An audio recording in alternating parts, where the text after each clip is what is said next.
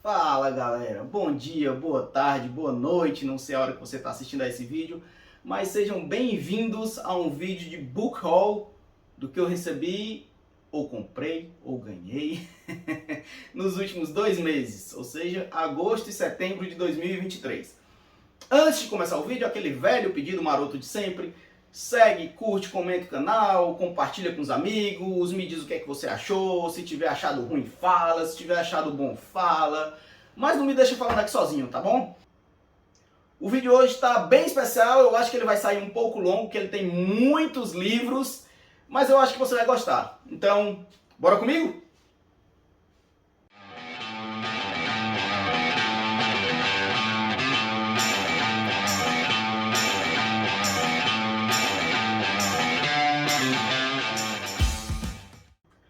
Oi pessoal, tudo bom? Eu sou o Rafael Caneca, o pacote por trás do pacote de textos. Sejam bem-vindos ao canal do Pacote, em que hoje eu vou falar aqui, mostrar um vídeo de book haul, ou seja, os livros que eu ganhei, que eu recebi, que eu pedi, que eu troquei nos últimos 2 meses, em agosto e setembro. E eu espero que vocês gostem. Eu não quero demorar para começar esse vídeo, porque tem um volume considerável de livros aqui para mostrar para vocês, tá bom? Isso aqui é atendendo a um pedido. Eu fiz uma pergunta no canal lá do pacote do Instagram, perguntando se as pessoas gostariam. Muita gente pediu para eu mostrar livros aqui, então vamos lá, sem mais delongas, começar pelos livros que eu ganhei nos últimos dias. Hoje é dia, eu estou gravando esse vídeo no dia 28 de setembro de 2023. Tem mais 2 diazinhos aí que podem chegar livros por aqui, mas como não chegaram até agora, eu decidi gravar logo esse vídeo. Quase não sai.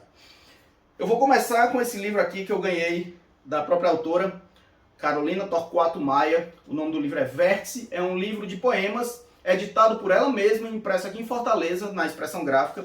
A Carolina, eu dividi uma mesa com ela, de um evento organizado pela minha amiga Dauana Vale.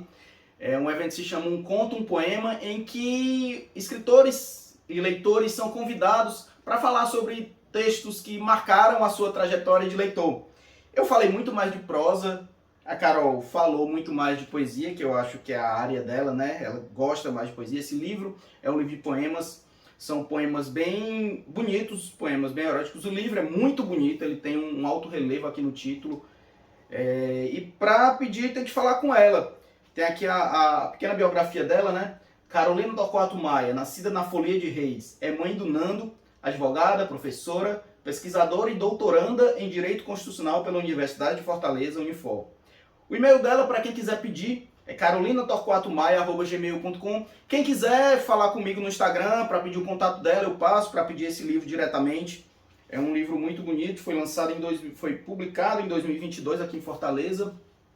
Deixa eu mostrar aqui para vocês a dedicatória dela. Não a conhecia até o dia do evento organizado pela Dauana. Fiquei muito surpreso e gostei muito do que ela falou e do que eu já li desse livro dela.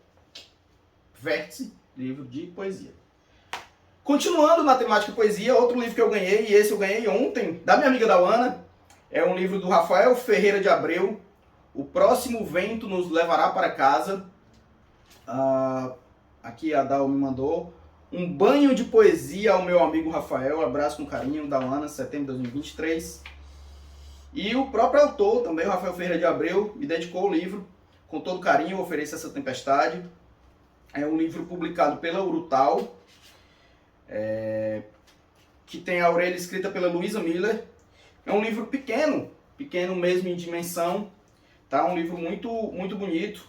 São poemas curtos também, que eu adoro esses textos mais curtos. Eu sou fã de microcontos, micropoemas. E aqui na orelha a Luisa Miller fala: como Pizarnik, Rafael procura dentre as palavras deste mundo as que podem acertar. Procura até nas que não existem, inventando novo léxico se preciso for, na tentativa vã de definir este desejo que tanto afoga quanto ancora. O Próximo Vento Nos Levará para Casa é uma linda rota poética refeita com delicadeza, melancolia e água salgada. O mar como saída de emergência. É um livro que nos firma na esperança do amor e do fascínio, mesmo quando o barco parte levando a gente dentro, especialmente quando há vento. Então, este livro eu ganhei ontem, então ainda não tive tempo de folheá-lo, de lê-lo, mas me parece um livro muito bonito e já está aqui, já vai furar fila. Ele tem algumas páginas pretas também, eu acho muito bonita, que são as partes do livro, né? E é isso, o livro publicado pela Urutau, Rafael Ferreira de Abreu. Continuando, agora livros que esse livro especificamente eu comprei e já li, porque foi o livro do Clube de Leitura do Ministério Público desse mês, que é o lançamento da Natália Timmerman, As Pequenas Chances, publicado pela Todavia, são 204 páginas, contando o agradecimento. E é um livro belíssimo, assim, ele é estruturado em 3 partes. A Natália Timmerman é uma escritora paulista, psiquiatra, médica psiquiatra, né? Ela lançou também pela Todavia Copo Vazio, 2021, 2020, 2021, 2022, enfim. Lançou também um livro de contos, Quelônio, que foi finalista do Prêmio Jabuti. E nesse aqui ela parte de um evento real, um fato autobiográfico, que é a morte do pai dela. E aí, a partir daí, ela constrói uma história em que ela se encontra com um médico paliativista que cuidou dos últimos dias do pai dela e começa a rememorar episódios com o pai, episódios com a irmã, com o irmão. E aí, as 2 primeiras partes são isso, estão falando muito da morte do pai, de como isso vem das lembranças desses momentos vividos com o pai enquanto o pai estava no hospital. A primeira parte é falando muito dessa cerimônia da cerimônia judaica, porque ela é de uma família judaica, da cerimônia judaica do luto. Depois, na segunda parte, a irmã dela tá viajando e é esse retorno da irmã dela para os últimos dias, para encontrar o pai antes do pai falecer. E a terceira parte foi a parte que menos me agradou, porque é uma parte que a escrita é mais diferente, tal, em que a Natália ela vai em busca das suas próprias origens. Então fica uma parte mais didática, uma parte mais explicando origens, judaísmo e tal. Ela tá viajando para a Romênia e aí vai falar muito da origem da família e tal, que ela tá em busca dessa origem dela. Mas é um livro muito bonito, as 2 primeiras partes são realmente bem sentimentais, assim, e nos enternece muito. E a escrita da Natália é muito bonita também. Então, As Pequenas Chances, Natália Timmerman, Todavia, 2023. Outro livro que eu li recentemente, de outra escritora nacional, é da Carola Saavedra. Mas, na verdade, ela nasceu no Chile, mas ela mora no Brasil há muito tempo. Acho que com 3 anos ela veio para o Brasil, então por isso que eu considero uma escritora brasileira, né? Ela nasceu no Chile em 73. E esse aqui é um dos primeiros livros dela, se eu não me engano, é o primeiro, não sei. Mas foi lançado pela Companhia das Letras em 2007, se chama Toda Terça. E tem aqui a orelha escrita pelo Sérgio Santana. E aí ele fala aqui na orelha do livro, né? Esse é um romance, tá? E ele fala aqui na orelha do livro. Este é um livro de finas tramas, de escrita sutil, que apaixonou a primeira leitura tanto deste leitor como seu editor.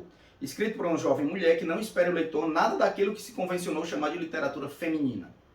Ao contrário, este romance é narrado em grande parte pelo admiravelmente construído personagem Javier, latino-americano um tanto perdido de si mesmo em Frankfurt, onde a autora viveu por alguns anos. Homem culto, mas não domesticado, bastante cínico, Javier se deixa conduzir pelo acaso, e é um devaneio com os personagens Ulrika e Javier do livro que está lendo, que o leva a interessar-se pela alemã Ulrike, tornando-se seu amante e indo viver no apartamento que ela partilha com mais 4 pessoas, fora o entra e sai de agregados. Da convivência de Javier com essa gente, Carola Saavedra traça retratos espirituosos do nosso tempo, cria momentos deliciosos que não raro se passam na cama com um senso de humor sofisticado. Mas há alguém que pode ser profundamente tocada pela graça de Javier, no encontro narrado com grande delicadeza, e que será para ela a origem de uma imensa falta, pois a partir daí, quando o apartamento está vazio, sempre às terças... Outra narradora é Laura, no Rio de Janeiro, mulher que passamos a conhecer por suas aflitas, patéticas e às vezes hilariantes sessões de análise, também às terças. E creiam, não é em qualquer romance que um personagem pode se apossar tão convincentemente da vida de outra, a ponto de amá-la tanto e a seu homem distante, num jogo hábil com o tempo, sem nunca apelar para os batidos flashbacks. Por fim, a terceira narradora, que agora está no Rio e espera. É ela então quem narra, com sua dor tímida e silenciosa e por isso a mais dramática. Então, Toda Terça. Esse livro aqui, e aí a gente começa com os livros que eu troquei no Scooby. Eu já fiz um vídeo anterior falando, vocês podem acessar por aí em algum lugar, falando sobre esses livros que eu fiz troca no Scoob, ensinando como fazer essas trocas e tal. Então esse livro foi um dos que eu recebi, um dos que eu troquei pelo Scoob. A grande parte deles vem de lá, tá? Eu gravei um vídeo anterior falando sobre essas trocas e agora eu vou fazer uma coisa mais detalhada, falar um pouco mais sobre cada um deles. Outro livro de literatura nacional e de escritora brasileira, Venha Ver o Pôr do Sol e Outros Contos, da Lígia Fagundes Telles. Esse aqui foi publicado pela Ática. A Ática é aquela editora de livrinhos da época do colégio, né? Esse aqui também veio pelo Scoob. Tem até o nome Eisenberg aqui na capa, mas não incomoda nada. Aqui na orelha, a Lígia Fagundes Telles eu não preciso, né, apresentá-la, a rainha da literatura nacional, a dama da literatura nacional, faleceu recentemente, acho que em 2022, salvo engano. Ela recebeu os mais importantes prêmios literários brasileiros, era membro da Academia Brasileira de Letras, como eu falei, faleceu acho que ano passado, podem me corrigir se eu estiver errado. E esse livro aqui, ele tem na orelha, na contracapa, ele fala: fatos inexplicáveis que colocam em dúvida o real e racional, como formigas montarem o esqueleto de um anão. Acontecimentos dramáticos que revelam a crueldade da alma humana, como a mulher que leva o filho a um passeio e mostra seu lado obscuro, que marcará o menino para o resto da vida. Assim são as histórias desta antologia, que reúne 8 dos mais representativos textos da autora. Narrativas em que o cotidiano se torna imprevisível, em que ao ler os parágrafos finais de cada conto, temos a sensação deliciosa de que a autora conseguiu nos iludir, escondendo muito bem os segredos de seus personagens, para depois revelá-los com igual maestria. Esse é um livro curtinho, ele tem 99 páginas, e todos esses 8 contos foram cotejados dos livros Meus Contos Preferidos, publicado pela Roca em 2004, e Meus Contos Esquecidos, também da Roca em 2005. São 8 continhos aqui, se chamam O Noivo, Natal na Barca, Venha Ver o Pôr do Sol, As Formigas, O Jardim Selvagem, Biruta, Antes do Baile Verde e O Menino. Antes do Baile Verde, conhecidíssimo. Então, Lígia Fagundes Telles. Eu sou fã de contos, né? Não preciso falar, já falei demais aqui sobre contos, mas eu estou curioso para ler esse livro. Outro livro que eu queria ler muito e que finalmente eu consegui, também trocando no Scoob, foi O Sol na Cabeça, do Giovanni Martins, publicado pela Companhia das Letras, veio mais uma vez pelo Scoob. Ele tem outro marcador aqui que não é dele. Giovanni Martins nasceu em 91 em Bangu, no Rio de Janeiro, então ele é 6 anos mais novo do que eu. Trabalhou como homem-placa, atendente de lanchonete, garçom em buffet infantil e barraca de praia. 2013 e 2015 participou das oficinas da Festa Literária das Periferias, a FLUP. Publicou alguns de seus contos na revista Setor X e foi convidado 2 vezes para a programação paralela da Flip. Flip que está pertinho de acontecer, vai ser em novembro lá em Paraty, né? Aqui eu ainda não li esse livro, tá? Mas eu sempre tive curiosidade. Ele tem umas inspirações autobiográficas aqui, né? É um livro de contos do Giovanni Martins. E aqui na contracapa tem descrito dessa forma: o sol carioca esquenta a prosa destes 13 contos que retratam a infância e a adolescência de moradores de favelas como jamais foram retratados. O prazer dos banhos de mar, as brincadeiras de rua, a adrenalina da pichação, as paqueras e o barato do baseado são modulados tanto pela violência da polícia e do tráfico, quanto pela discriminação racial indisfarçável no olhar da classe média amedrontada. Com a estreia de Giovanni Martins, a literatura brasileira encontra a voz de seu novo realismo. E um comentário que tem aqui logo embaixo é: Fiquei chapado, do Chico Buarque. Chico Buarque de Holanda, todos sabem, né? Então, é um livro de 119 páginas, são 13 contos, são contos curtinhos, né?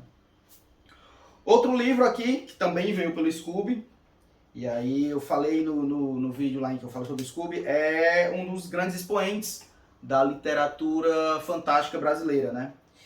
Que é A Estranha Máquina Extraviada, do José J. Veiga, publicado pela Bertrand Brasil, em 2010, tá? São continhos também, contos curtos, 1, 2, 3, 4, 5, 6, 7, 8, 9, 10, 11, 12, 13, 14 contos em 139 páginas. acho que o maior é o último conto. E aí, este livro ele não tem maiores informações aqui na contracapa. Só tem aqui, eu acho que isso aqui é uma citação de algum dos contos e fala: eu, e creio que também a maior parte dos munícipes, não espero dela nada em particular. Para mim, basta que ela fique onde está, nos alegrando, nos inspirando, nos consolando. Sempre tive curiosidade de ler José J. Veiga, não o li ainda, mas esse também vai para a fila de leitura. Outro livro que eu troquei no Scooby é da Paula Parisot, A Dama da Solidão, que também saiu, como outros anteriores, pela Companhia das Letras. A Paula Parisot é uma escritora que nasceu no Rio de Janeiro, bacharel em desenho industrial pela PUC, foi bolsista da New School University em Nova York, onde cursou mestrado em Belas Artes. Trabalhou como ilustradora para várias revistas, tal. Isso aqui é um romance ou é um livro de contos? É um livro de contos, A Dama da Solidão. E aí são 1, 2, 3, 4, 5, 6, 7, 8, 9, 10, 11, 12, 13, 14, 15, 16, 17, 18, 19, 20, 21 contos. 21 contos, em que ele fala, e esse é o livro de estreia dela. Mais uma vez, um livro de contos, como eu falei, eu sou fã de contos, né? Nesse livro de estreia, a carioca Paula Parisot fala sobre tudo do universo das relações. Mas engana-se o leitor que pensa encontrar aqui textos comportados e amor convencional. Os livros estão sempre saindo dessa temática do convencional, né? O da Carola Saavedra, ele fala lá que não vai ter essa temática do que é tido como literatura feminina. E aí, bote bem muitas aspas aqui. Pois a alta voltagem erótica dos contos, a jovem autora alia uma visão contemporânea do mundo, do sexo e daquilo que diz respeito ao desejo. Seus personagens são mulheres que se deparam com dilemas ancestrais, mas tal enfrentamento ocorre hoje, e as protagonistas o encaram sob o prisma das mudanças de comportamento surgidas nas últimas décadas. Isso não significa que sejam todas fortes, decididas, emancipadas. Apenas habitam um mundo onde as relações, sejam elas amorosas, familiares e de amizade, mudaram. Então, Paula Parisot, A Dama da Solidão, 142 páginas. Então, os contos que parecem ser curtinhos. Outro livro, acho que tem muito livro de autora, né, de escritora.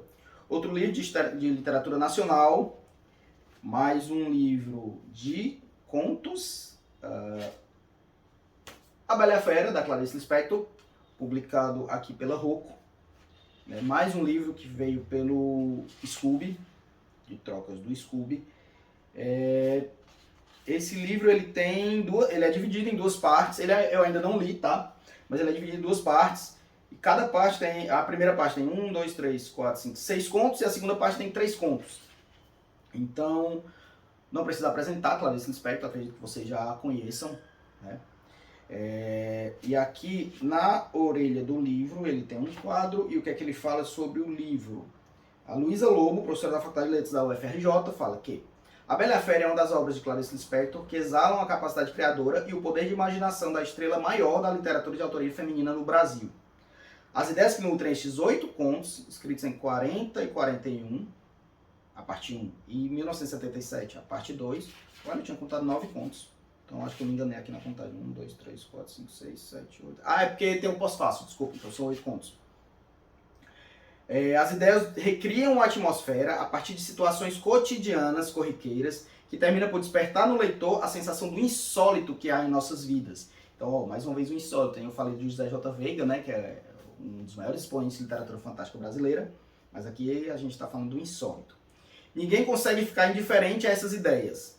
Elas estimulam o lado mais criativo e belo que há em cada um de nós. Talvez porque o nascimento de uma ideia é precedido por uma longa gestação, como nos diz a narradora de História Interrompida. Então, curioso, este livro também foi pedido no Scooby.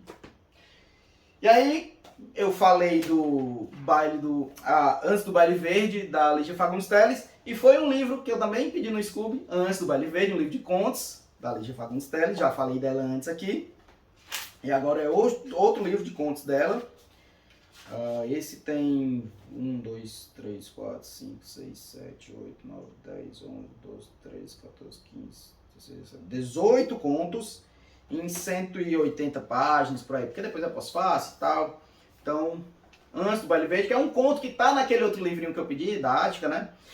E aí aqui ele fala, as mais contrastantes experiências humanas são narradas nas 18 histórias deste volume com a segurança e elegância habituais da Lídia Fagundes Telles. Numa prosa calorosa e envolvente, desfilam os dramas e comédias de divas da ópera, motoristas de caminhão, jovens músicos, velhos aposentados, amantes em descompasso, casamentos agonizantes. Não por acaso, Antes do Belo e Verde figura entre as obras mais consagradas da autora. Por trás da enorme variedade de situações de Jane Fox, do trágico ao fantástico, olha o fantástico aqui de novo, meu povo, da parábola moral ao conto de terror, o leitor encontra aqui a inimitável habilidade da autora em observar o destino humano no que ele tem de mais frágil, secreto e surpreendente. Então, Antes do Belo e Verde, também publicado pela Companhia das Letras, aqui para vocês.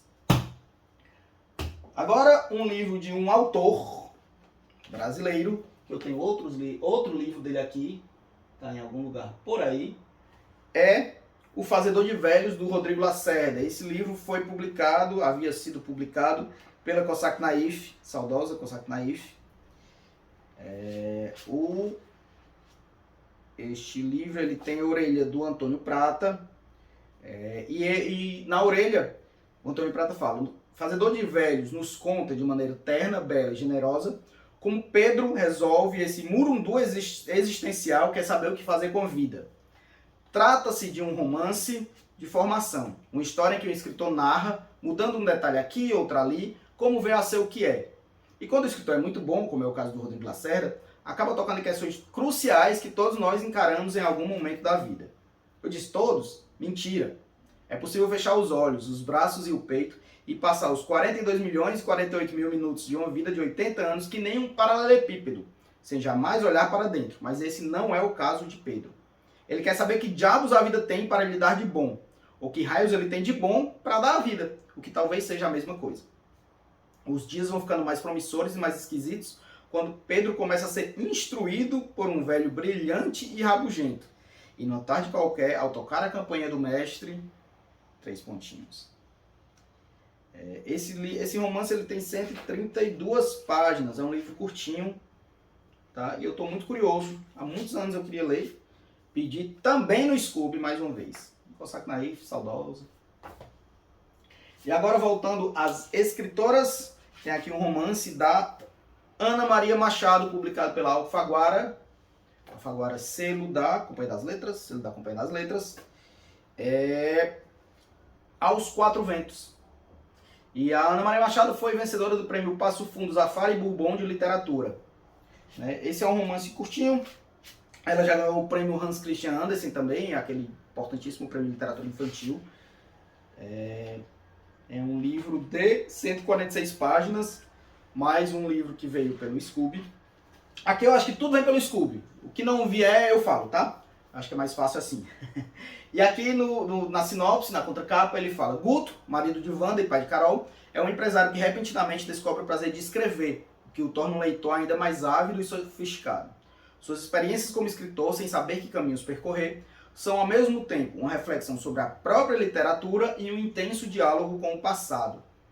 Passado que, como sua mulher acabará por descobrir, guarda o segredo de uma maldição.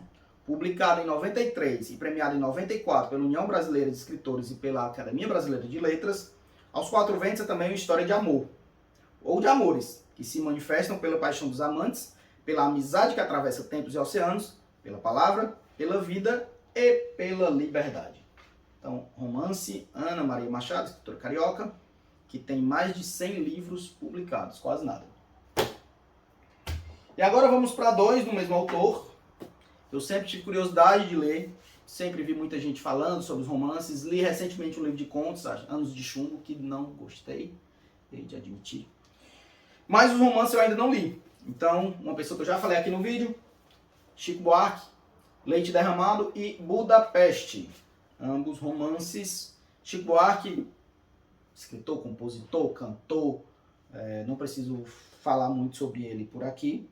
Nasceu no Rio de Janeiro em 44. Então esses são os 2 romances dele. Confesso que eu não sei nada sobre nada desses 2 livros. Então, vou ler aqui. Na Orelha, escrita pela Leila Perrone Moisés. ela fala assim: um homem muito velho está no leito de hospital. Membro de uma tradicional família brasileira, ele desfia num monólogo dirigido à filha, às enfermeiras e a quem quiser ouvir, a história de sua linhagem desde os ancestrais portugueses, passando por um barão do Império, um senador da Primeira República, até o tataraneto garotão do Rio de Janeiro atual. Uma saga familiar caracterizada pela decadência social e econômica, tendo como pano de fundo a história do Brasil dos últimos 2 séculos. Este é O Leite Derramado. Outro romance do Chico Buarque também, Budapeste. Este tem 174 páginas e ele é num ritmo bem alucinante, assim, não estou vendo margem dos parágrafos, são textos bem, com os parágrafos bem longos.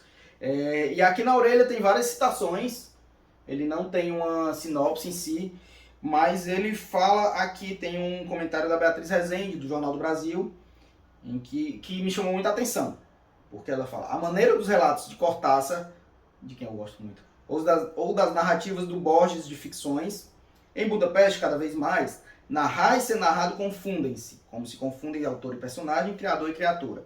Então parece ser uma coisa bem, não vou dizer experimental, mas, enfim, estou curioso para conhecer este livro do Chico Buarque.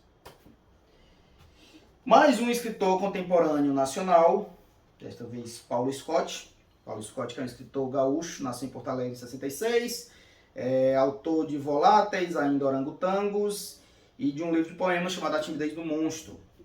E aí esse livro ele se passa num Brasil mais contemporâneo também, final da década de 80, começo da década de 90.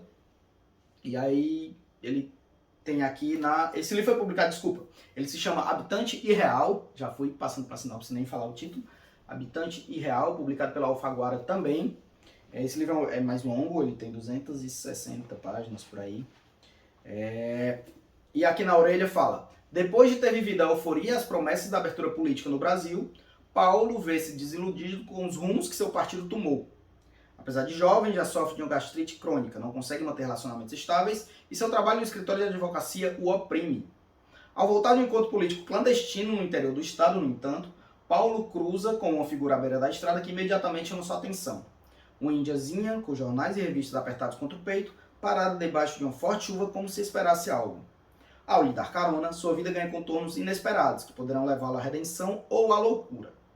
Com estilo sólido, singular, Habitante Irreal é um marco na obra de Paulo Scott, proporcionando um retrato atordoante da geração que vem ocupando o poder no país.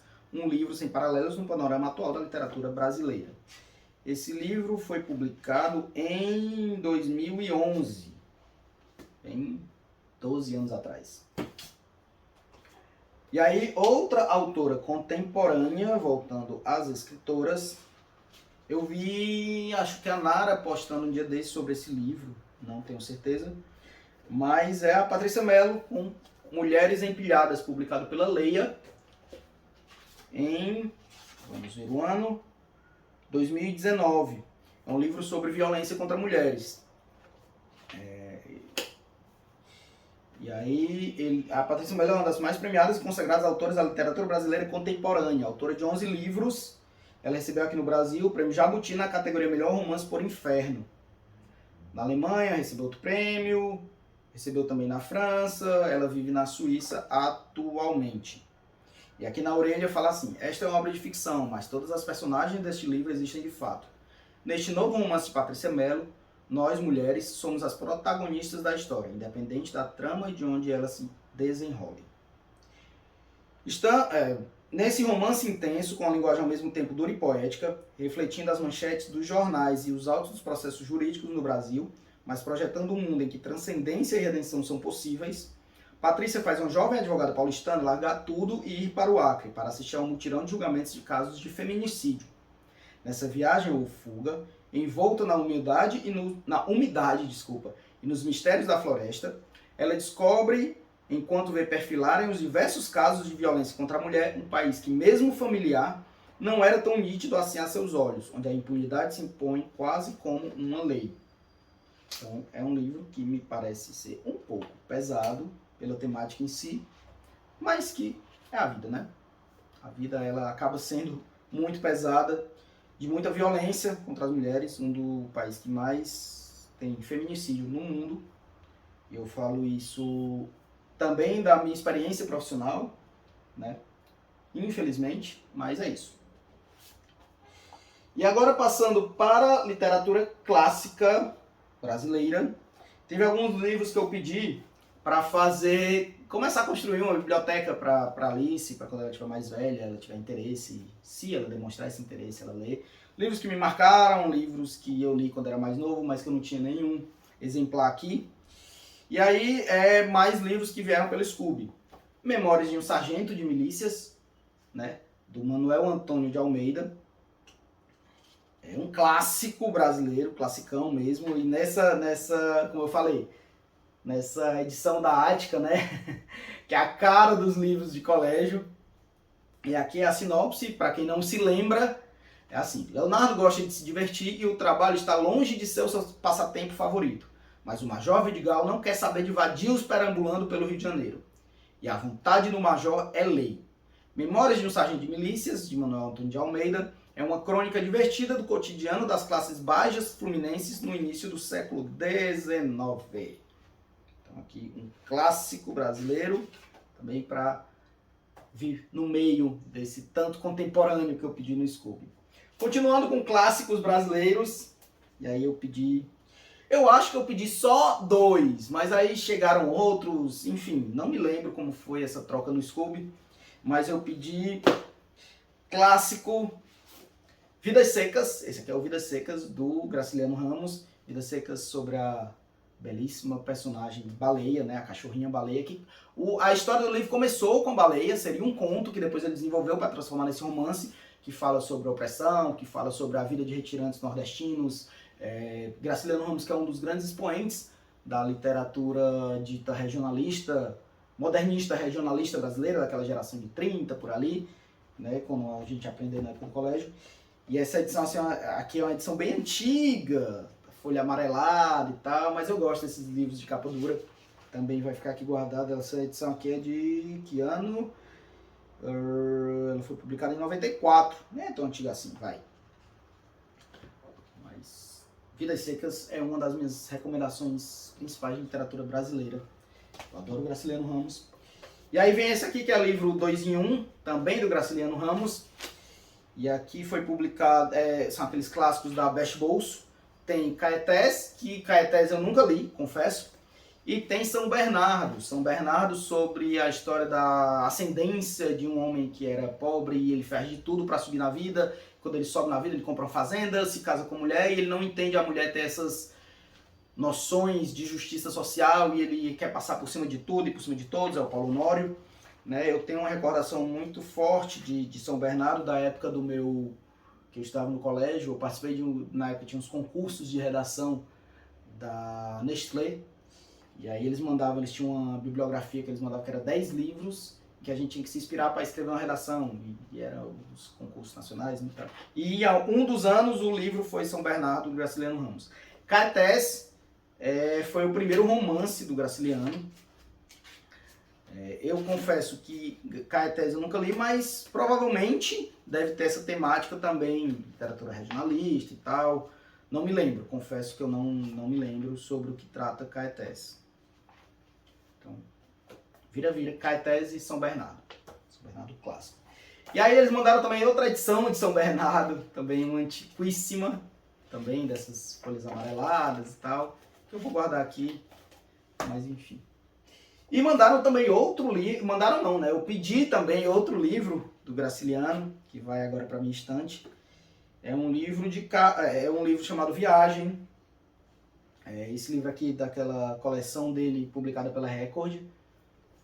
Graciliano Ramos, como eu não falei aqui, mas vou relembrar vocês, acredito que vocês já conhecem, é um escritor nascido em Alagoas, né, em 1892, em Quebrangulo. Todo mundo fala Quebrangulo, né? Quebrangulo.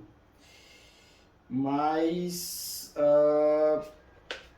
este livro aqui, ele... Viagem. Pronto, tá aqui. Eu tava procurando isso. Essa é a 21ª edição de 2007, mas ele fala aqui, ó, Tchecoslováquia e União Soviética. Então já dá para vocês terem uma ideia do que trata o livro, tá? Então eu não vou dar maiores detalhes. Ele fala sobre a viagem que ele fez e tal, para essa região. E é isso, é um relato de viagem dele para a União Soviética e Tchecoslováquia. Naquele tempo, obviamente, 1952, desculpa. 1952, né? Naquela iminência, mais ou menos, do golpe militar, assim, alguns 15 anos, 10, 12 anos antes. Agora vamos para literatura estrangeira. Literatura estrangeira, o que também veio pelo Scooby, veio este livro aqui do José Eduardo Agualusa, chamado As Mulheres do Meu Pai. Esse livro aqui publicado pela Língua Geral. Língua Geral eu acho que é uma editora portuguesa. Ela não, é uma editora brasileira. É publicado em 2007. Ele é um escritor angolano. Tem outro livro do Agualusa aqui, agora eu não sei onde está, depois eu procurarei. Mas esse livro é um pouco meio longo, tem 550 páginas, mas ele é pequenininho, assim. Então, ele acaba sendo longo de toda forma, mas ele dá para ter uma leitura um pouco mais rápida. Não são 500 páginas calhamaçozão, tá? Aqui na orelha do livro ele fala: em As Mulheres do Meu Pai, realidade e ficção correm lado a lado, a primeira alimentando a segunda. Nos territórios que José Eduardo Agualusa atravessa, porém, a realidade é quase sempre mais inverossímil do que a ficção. Os 4 personagens do romance que o autor escreve enquanto viaja vão com ele de Luanda, capital de Angola, até Benguela e Namibe. Cruzam as vastas áreas da Namíbia e as suas povoações fantasmas, alcançando finalmente a festiva cidade do Cabo, na África do Sul. Continuam depois rumo a Maputo, e de Maputo a Quelimane, junto ao Rio dos Bons Sinais. Dali até a pequena ilha mágica, onde morreu o poeta Tomás Antônio Gonzaga. Percorrem nesta deriva paisagens que fazem fronteira com o sonho e das quais emergem, aqui e ali, os mais estranhos personagens. As Mulheres do Meu Pai é um romance sobre mulheres, música e magia. Anuncia-se nestas páginas o renascimento da África, continente afetado por problemas terríveis, mas abençoado pelo talento da música, o sempre renovado vigor das mulheres e o secreto poder de deuses muito antigos. José Eduardo Agualusa nasceu em Angola em 1960. Ele está de vez em quando aqui no Brasil, aqui em Fortaleza ele já veio também, salvo engano, acho que já. E aí vamos continuando com autores estrangeiros, agora um autor latino-americano, mais especificamente cubano, é o Alejo Carpentier. Não me lembro de ter lido nada dele, sempre fui curiosíssimo. Esse livro aqui publicado pela Civilização Brasileira, bem antigo, página amarelada e tal, também veio pelo Scooby, uma troca. Ele se chama O Reino deste Mundo. E essa era uma coleção que tinha da Civilização Brasileira, né? Era uma coleção chamada Nossa América. Eu estou muito focado em literatura latino-americana nos últimos tempos, em breve vocês saberão por quê. Mas aqui ele apresenta, para quem não conhece, o Alejo Carpentier. É o grande escritor cubano que agora revelamos ao público brasileiro com este romance, em que ao plano da realidade se justapõe o plano do mistério e dos símbolos. E o autor é tido em alta conta nos Estados Unidos e na Europa. O grande tema deste livro é a luta constante do homem. Viva em que sociedade viver, para superar-se a si próprio na melhoria das condições ambientes e na busca de uma liberdade plena que permita realizar sua grandeza intrínseca. Esse livro aqui, ele foi publicado em... não sei nem se vai ter aqui. Essa aqui é de 1966, bem novinho. É um livro dividido em 4 partes. Ele é curtinho, assim, mas como é um livro antigo, ele tem 118 páginas. Teoricamente um livro curtinho, mas é naquela edição antiga em que as páginas são... as letras são muito próximas, né? As linhas são muito coladinhas, então acaba que demora um pouco mais a leitura.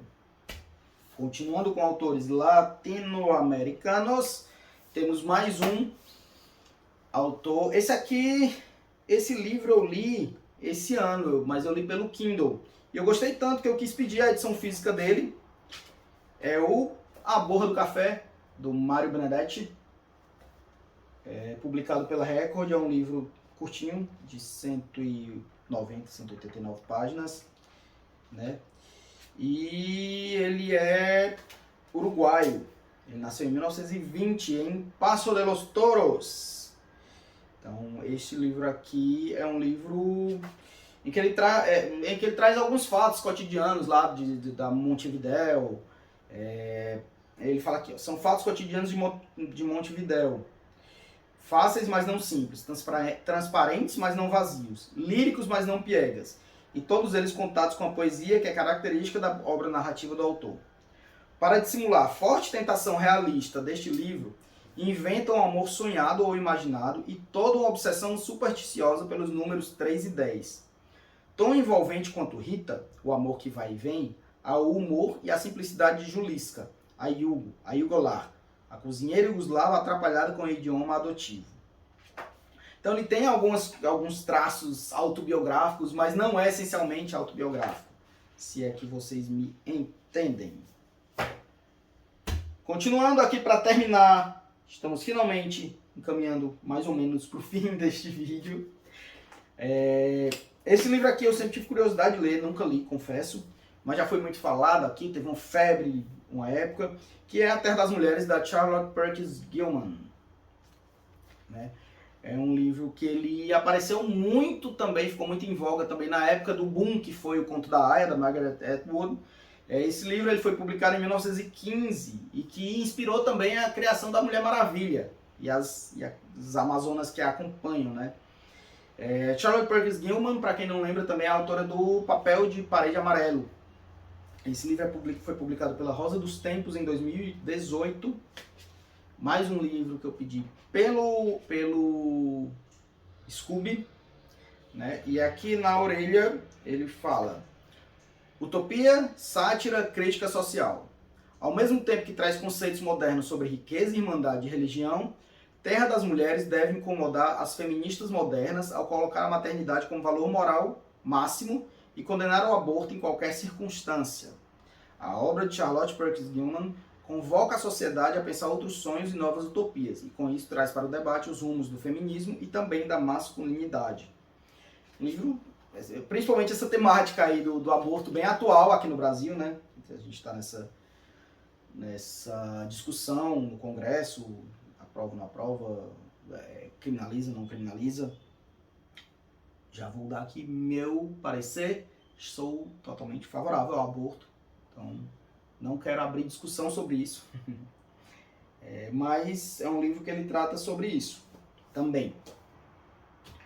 E o último livro aqui que tem de literatura, digamos assim, de um autor contemporâneo, e aí a gente volta para mais um livro de contos, e aí acho que vocês vão, daqui a pouco eu vou mostrar para vocês por que eu estou terminando com este, vocês vão entender.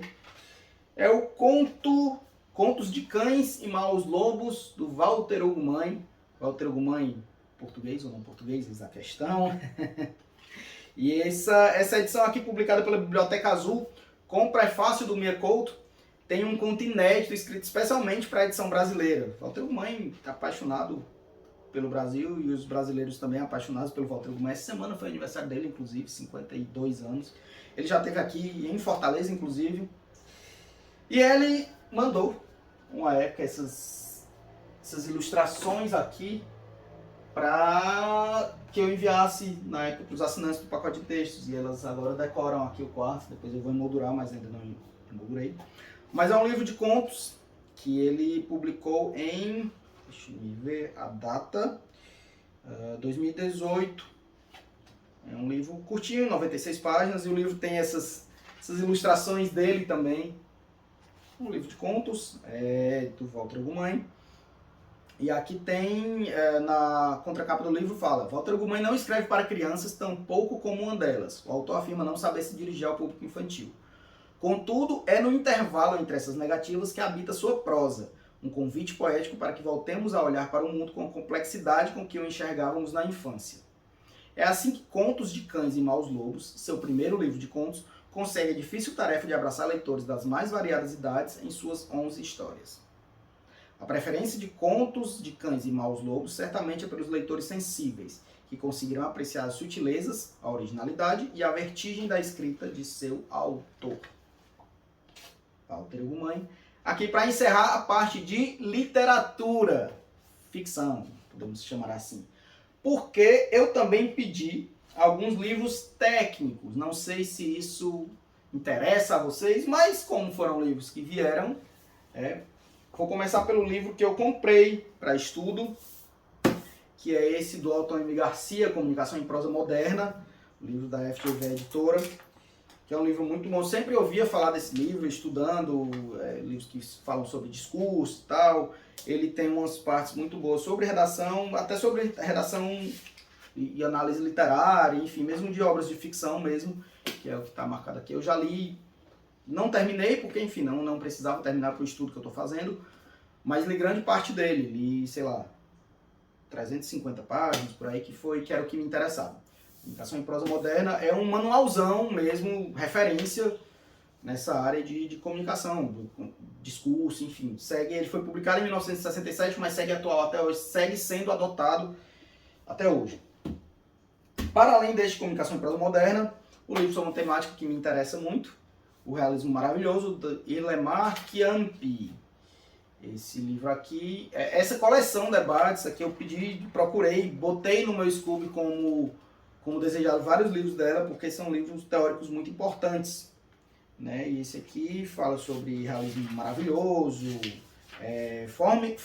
o subtítulo é Forma e Ideologia no Romance Hispano-Americano. Então é bem importante para essa parte de realismo mágico, realismo maravilhoso, etc, etc, etc. Isso aqui é referência na área. E aqui é um livro de ensaios do George Orwell. Eu nunca sei se é George Orwell ou George Orwell. Direito da Baleia e Outros Ensaios. É um livro de ensaios, como o próprio título diz, publicado pela Príncipes. E aqui tem na contracapa sarcástico, engraçado e implacável. A inteligência e o charme de Orwell são excepcionalmente incríveis neste livro. Em 9 ensaios, o autor usa a veracidade como sua única estrela. Sua contribuição literária, Cebolinha atacou aqui, veio durante uma era desesperadora e nos ajudou a navegar nos anos sem trilhas do pós-guerra. Entre eles, Dentro da Baleia, um ensaio em 3 partes, em que se vê um discurso amplo, de 1940, sobre a literatura inglesa nas décadas de 20 e 30. A história bíblica de Jonas e a baleia é usada como metáfora para citar a experiência sem procurar mudá-la. Um livro curtinho, são 200 páginas, 210, sei lá, 210 para 208 páginas. Mas... Terminando esta parte de teoria, tem este clássico também aqui, de José Luiz Fiorin, Introdução à Linguística, que eu também pedi no Scooby, tudo isso aqui troca do Scooby, da Editora Contexto. Então isso aqui é um clássico, e aí é coisa mais teórica mesmo, Introdução à Linguística, Princípios de Análise Linguística, né, digamos assim. E aí foca nessa parte fonética, morfologia, semântica, fonologia também, enfim. José Luiz Fiorin é referência na área de linguística. E aí, terminei a parte teórica, mas não terminei os livros. Por quê? Mais cedo eu falei que eu estou começando a construir uma biblioteca para Alice. E eu quero terminar com esses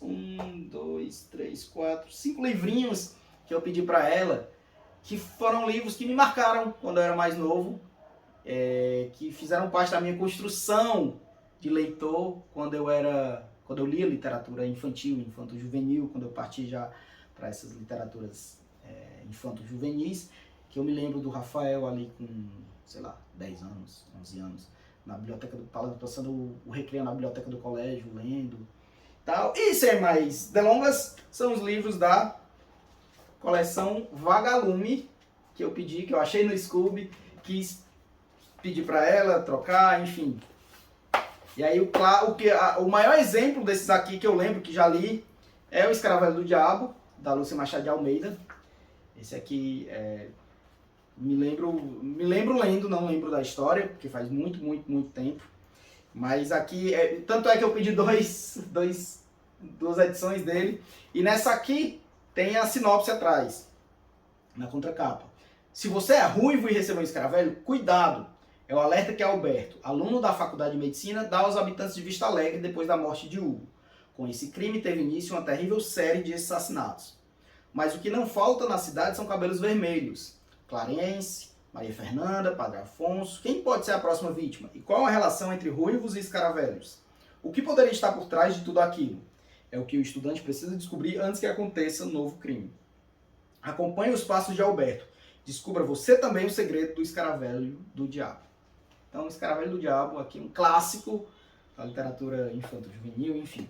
E aí tem também Em Busca do Diamante, do Francisco Marins, que aí é um enorme diamante destinado ao imperador acaba de desaparecer misteriosamente. A suspeita logo recai sobre os integrantes da expedição Langsdorff. Para provar a inocência de seus amigos, Tonico e Perova se lançam em uma aventura que os colocará diante de tribos desconhecidas, escravos fugidos, bandidos perigosos e rios traiçoeiros. E por fim, A Árvore que Dava Dinheiro, do Domingos Pellegrini. Quem disse que dinheiro não cresce em árvore? Os habitantes de Felicidade descobriram uma onde as notas brotavam em quantidade. A euforia foi geral. Já pensou? Enriquecer de repente depois de uma colheita milionária? Ninguém ia querer perder uma oportunidade dessa. Será mesmo? Então são livros de literatura juvenil, assim, com esses mistérios, esses suspenses, que eu peguei para começar a criar a biblioteca da pequena. E acompanhado desse aqui também, um clássico da literatura aqui já juvenil, um pouco mais velha, sei lá, 13 anos por aí, A Marca de uma Lágrima, do Pedro Bandeira. Acho que todo mundo aqui é fã do Pedro Bandeira, eu não preciso falar dos caras, né, que marcou toda uma geração, A Droga da Obediência, A Droga do Amor, O Anjo da Morte, e aí mais recente, A Droga da Americana. Mas esse é A Marca de uma Lágrima, fala sobre amor e tal, aqueles amores pré-adolescentes, enfim. Esse aqui também foi para a Alice, que eu pedi. Publicado pela Moderna, tem 180 páginas, alguma coisa assim.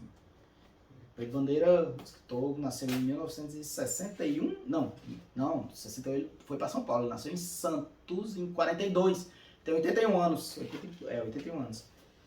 E é isto, Pedro Bandeira, para terminar este vídeo. Espero que vocês tenham gostado. Foi muita coisa, né? E eu quero que vocês me digam se gostaram desse vídeo, se querem ver mais conteúdos desse, se vocês já leram alguns desses livros, se lembram desses livros da juventude de vocês, da infância, se já leram algum desses livros técnicos, se tem alguma recomendação, se tiveram curiosidade de algum desses livros, e me digam aí, tá bom? Não se esqueçam de curtir o vídeo, compartilhar com seus amigos, comentar aqui embaixo e até a próxima.